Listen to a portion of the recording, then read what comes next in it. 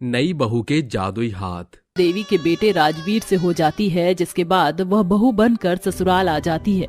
उसके चेहरे पर खुशी की चमक होने के बजाय एक अलग ही उथल पुथल उभरी हुई थी। तभी उसकी सास शकुंतला कहती है, रुचिका बहू, जल्दी से इस कलश को अपने शुभ कदमों से ससुराल में बिखेर कर गृह प्रवेश कर। जी माँ जी। सुन बहू, शादी ब्याह के भाग दौड़ में तू थक गई होगी। आज रात निश्चिंत होकर नींद पूरी कर ले, क्योंकि असल मायने में ससुराल का सफर तो कल की पहली रसोई से शुरू होगा। खाने के नाम भर से ही बहू बेचारी बड़े खौफ से भर जाती है और आधी रात बिस्तर पर आंखें खोले खुद में फुसफुसा पड़ती है। सासू माँ के मन में अपनी नई बहू के हाथों बने खाने को लेकर कितने अरमान बंधे हैं। पता नहीं कल क्या होगा जब उन्हें ये पता चलेगा कि मुझे खाना बनाना नहीं आता। ये खौफ मुझे अंदर ही अंदर खाए जा रहा है। सुबह होने पर रुचिका साफ सफाई करने के बाद नहा धोकर रसोई घर में पहुंच जाती है। तभी उसकी सास रसोई में आती है। प्रणाम माँ जी, सदा सुहागन रहे। अच्छा सुन बहू, जैसा कि मैंने तुझे कल रात बताया था, तो तू पहली रसोई में पूरी, छोले और मीठे में हलवा बना देना। मैं मंदिर जा रही हूँ। सास के चले जाने पर बहू कहती है, मैं जानती हूँ कि आज के इस खाने के रस्म के बाद माँ जी मुझे घर से चलता कर देंगी, मगर मैं कोशिश करूंगी। बहू माँ अन्नपूर्णा का नाम लेकर खाना बनाने में लग जाती है। तभी उसके दोनों हाथ बिना रुके खुद ब खुद खाना बनाने में चल पड़ते हैं। ये मेरे हाथों को हुआ क्या है? ये खुद ब खुद खाना कैसे बना रही हैं, जबकि मुझे इस बात का इल्म ही नहीं कि इस खाने में कितना मिर्च मसाले डालने चाहिए। अभी सिर्फ 15 मिनट ही बीते थे, उतने में नई बहू ने अपने हैरत अंगेज हाथों से पहली बार रसोई का खाना बनाकर मेज पर परोस दिया। ये देखकर राजवीर बोलता है, अरे वाह रुचिका, इतने कम समय में तुमने खाना तैयार कर दिया। अरे बहू, इतनी जल्दी खाना बना दिया? तूने कहीं नंबर 1 बढ़ाने के लिए हड़बड़ाहट में अपने हाथों से कच्चा पक्का खाना तो नहीं बना लाई? मगर माँ, खाने की खुशबू तो बड़ी जायकेदार है, खाकर ही तय तकाजा कर लेते हैं ना। फिर बहू अपनी सास और पति को खाना परोसती है, जिसे खाकर सास अपनी बहू के हाथों की वाहवाही करते हुए कहती है, अरे वाह बहू, तेरे हाथों में तो जादू है। क्या जायकेदार खाना बनाया है तूने, तन मन खुश कर दिया। तेरे हाथों में साक्षात माँ अन्नपूर्णा बिराजे बैठी है बहू।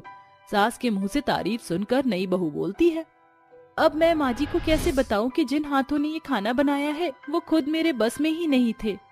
नई बहू सारा दिन अपने कमरे में बैठकर हाथों को निहारती है। तभी एक साया उसके सामने आ खड़ा होता है। रुचिका बेटी। माँ आप?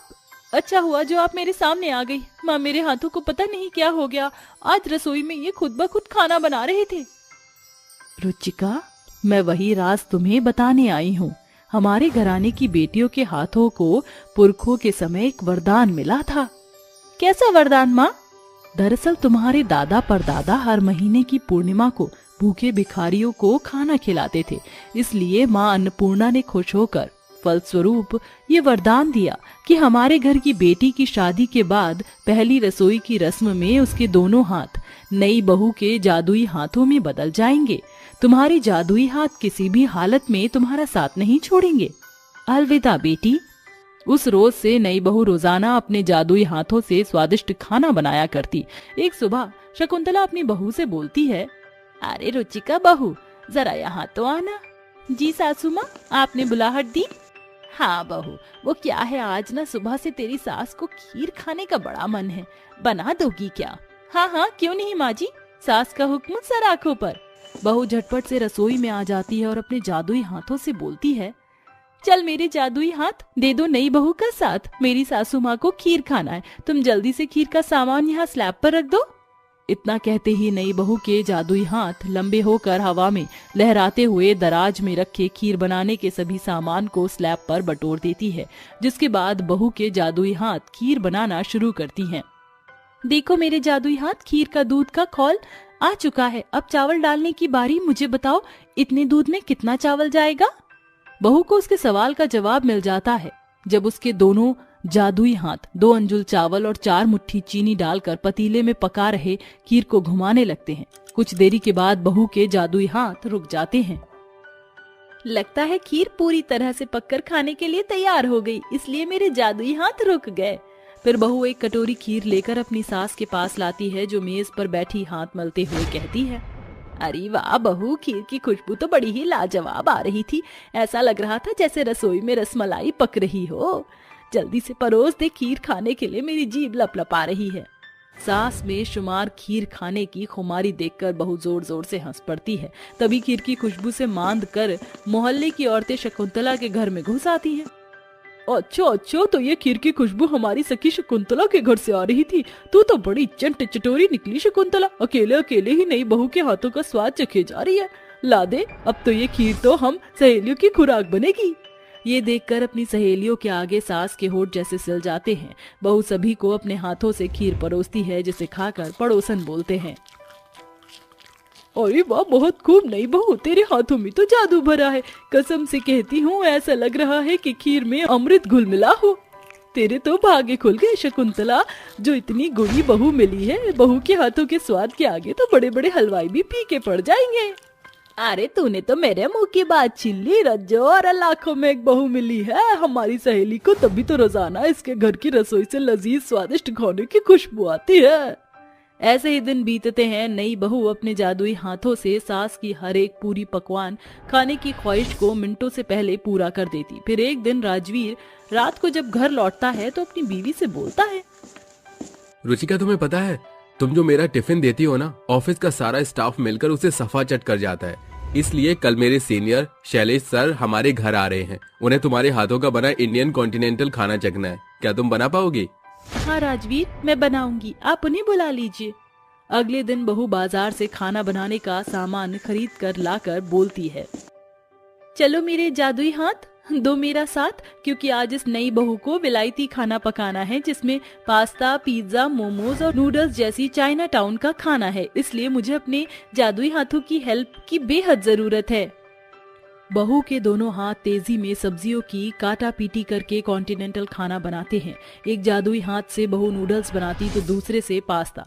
कुछ देर बाद, शुक्रिया मेरे जादुई हाथ, तुमने मेरी बहुत हेल्प की। अब फटाफट से मेज पर खाना लगाती हूँ। थोड़ी देर बाद सभी चाय पीकर बैठकर खाना खाने लगते हैं और तभी राजीव का सीनियर शैलेश कहता है, भाई वाह भाभी, क्या कॉन्टिनेंटल खाना बनाया है। आप चाहें तो अपने हाथों के स्वाद से बड़े बड़े शेफ की छुट्टी कर दे। मजा आ गया। राजवीर, कल से तुम मेरे मैनेजर बनकर काम करोगे। Thank you so much sir.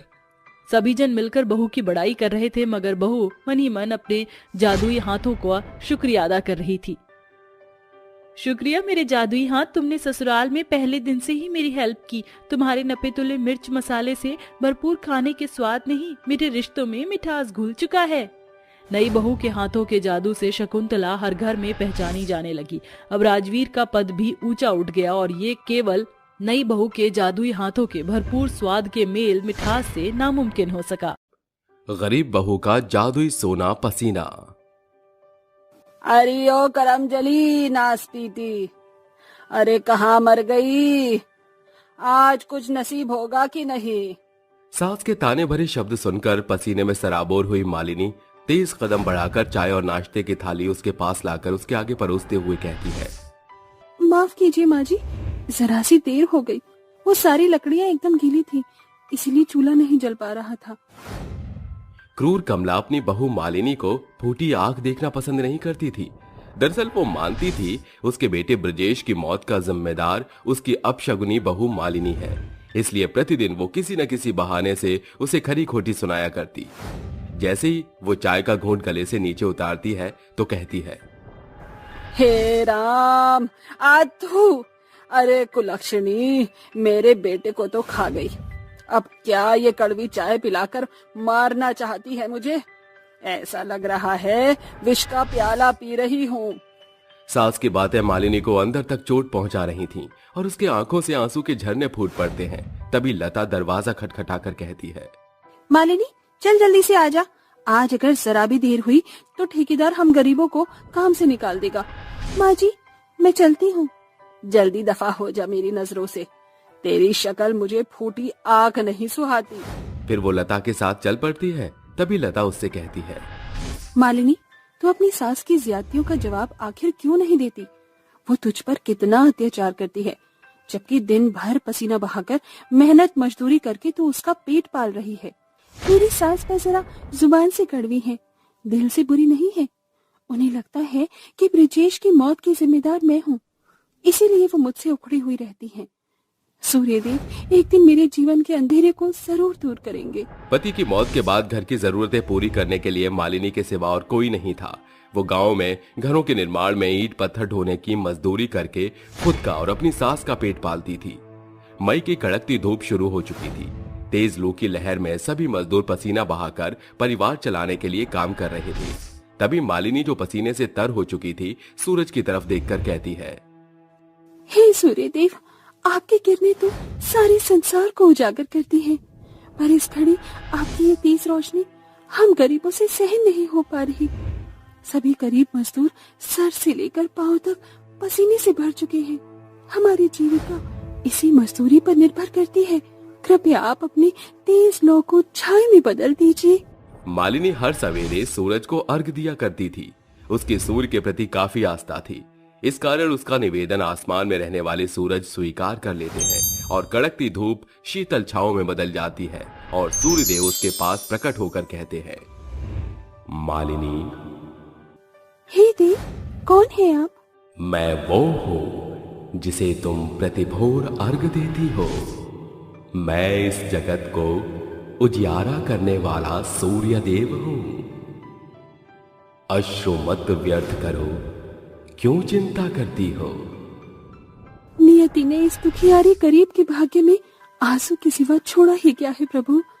विवाह के कुछ ही दिनों में ईश्वर ने मेरा सुहाग छीन लिया और सास हर दिन मुझे अपशगुनी कहकर ताने मारती है। अब तो जीने की इच्छा ही खत्म हो गई है। कब तक मैं ऐसे ही पसीना बहाकर मजदूरी करती रहूंगी? अब और नहीं होता। ये सुनकर सूर्यदेव कहते हैं, जिस पसीने को बहाकर तुम इतना कठिन परिश्रम कर रही हो, मैं तुम्हें वरदान देता हूं कि आज से तुम्हारा यही पसीना सोने में बदलकर तुम्हारे तमाम दुख और कष्टों का निवारण करेगा और तुम औरों की भी सहायता का केंद्र बनोगी। तथास्तु। इसके बाद सूर्यदेव उस स्थान से विलुप्त हो जाते हैं और मालिनी के पसीने की बूंदें जैसे ही जमीन पर गिरती हैं, वो सोने के सिक्कों में बदल जाती है, जिसे देखकर वो कहती है, ये तो चमत्कार हो गया। मेरे पसीने की बूंदें सोने के सिक्कों में बदल रही हैं। मालिनी सिक्कों को उठाकर अपने घर आ जाती है। फिर उसकी सास कहती है, अरे निकम्मी, कहाँ मर गई? इस बदनसीब बूढ़ी को कुछ खाने को देगी कि नहीं? माँ जी, थोड़ी देर इंतजार कीजिए, मैं अभी बनाती हूँ। मालिनी रसोई घर में जाकर चूल्हा जोड़कर खाना बनाने लगती है और एक बार फिर वो सर से लेकर पांव तक पसीना से भर जाती है और उसकी सास चीखते चिल्लाते हुए कहती है, अरे करम जली, बीरबल की खिचड़ी बना रही है क्या? इतनी देर में तो सैकड़ों लोगों का खाना बनाकर परोस दूं। मालिनी उसको खाना लाकर दे देती है और कमला कहती है, आज अगर मेरे बुढ़ापे की लाठी मेरा ब्रजेश जिंदा होता तो मुझे ये रूखा सूखा खाने की जगह 56 भोग मिलता। उसके इतना कहते ही मालिनी के पसीने की बूंदें जैसे जैसे जमीन पर गिरती हैं, वो सोने के अनगिनत सिक्कों में बदल जाती है और कमला कहती है, अरे ये कैसा चमत्कार है। लोग तो पसीना बहाकर मुश्किल से 4 पैसे कमाते हैं, लेकिन तेरे पसीने से तो धन वैभव लक्ष्मी की तरह सिक्कों का रूप धारण कर रहे हैं। तूने तंत्र मंत्र या जादू टोना तो नहीं सीख लिया? माँ जी, ये मेरे बरसों की तपस्या का फल है। सूर्यदेव ने मुझे वरदान दिया है, मेरे पसीने की हर एक बूंद सोने के सिक्कों में बदल जाएगी। पसीने बहाकर इकट्ठा किए सभी सोने के सिक्कों को बेचकर मालिनी अपने घर की आर्थिक तंगी को खत्म करके अपने टूटे फूटे मकान से छुटकारा पाकर एक बड़ा सा घर खरीदकर अपनी सास के साथ वहां बस जाती है और दोनों ठाट बाट से जीने लगते हैं। एक दिन लता और भीमा उसे दिखाई पड़ते हैं और वो कहती है, अरे लता बहन, भीमा भैया, आप लोग यहाँ कैसे? पेट की आग गरीबों को भटकने पर मजबूर कर देती है। हम लोग काम की तलाश में यहाँ आए हैं। उस ठेकेदार ने हम गरीबों को काम देना बंद कर दिया। हमारे घर की हालत बद से बदतर हो गई है। ये सुनकर मालिनी उसे अपने घर ले आती है और खुले आंगन में खड़ी होकर कहती है, हे सूर्यदेव, अपनी कड़कती धूप मेरे शरीर पर डालिए। तुम खुद को क्यों जलाने पर तुली हो? तुम्हारे पास अब धन संपत्ति की कोई भी कमी नहीं, फिर तुम क्यों भी मतलब अपना पसीना बहा रही हो?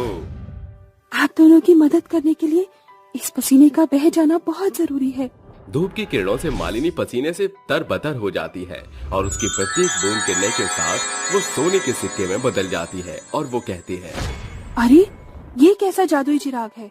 हम गरीब तो पसीना बहाकर 2 वक्त की रोटी जुटाते हैं, पर तुम्हारा पसीना तो खरे सोने के सिक्के बरसा रहा है। ये सभी सोने के सिक्के आप दोनों ले लीजिए और इसे एक अच्छा कारोबार शुरू करके आराम से कमाई कीजिए। बस बहुत गरीबी का जीवन जी लिया आपने, अब आप दोनों को खून और पसीना बहाने की जरूरत नहीं पड़ेगी। फिर दोनों मालिनी का शुक्रिया अदा करके वहां से चले जाते हैं और मालिनी अपने पसीने के द्वारा और भी कई गरीब लोगों की मदद किया करती और धीरे धीरे उसके सास सही उसके रिश्ते बेहद ही अच्छे हो जाते हैं और अंत में उसकी सास कहती है, अरे बहू, मुझे माफ कर दे, मैंने तुझ पर कितना जुल्म और अत्याचार किया, फिर भी तूने मुझे अपनी माँ से बढ़कर माना, पर मैं तुझे बेबी तो दूर बहू भी ना मान सकी। तूने हर दिन अपना पसीना बहाकर कड़ी मेहनत मजदूरी करके मेरी भूख मिटाई और मेरी सेवा की। तेरे जैसी बहू पाकर मेरा जीवन सफल हो गया बेटा। शुक्रिया माँ जी, मुझे विश्वास था कि आप एक दिन मुझे जरूर अपनाएंगी। और इस तरह मालिनी की पसीने बहाकर उसके गरीबी के जीने के दिन खत्म हो जाते हैं और दोनों ही गरीब मजदूर लोगों की मदद करने का जिम्मा भी उठाते हैं और खुशहाल जीवन बिताने लगते हैं।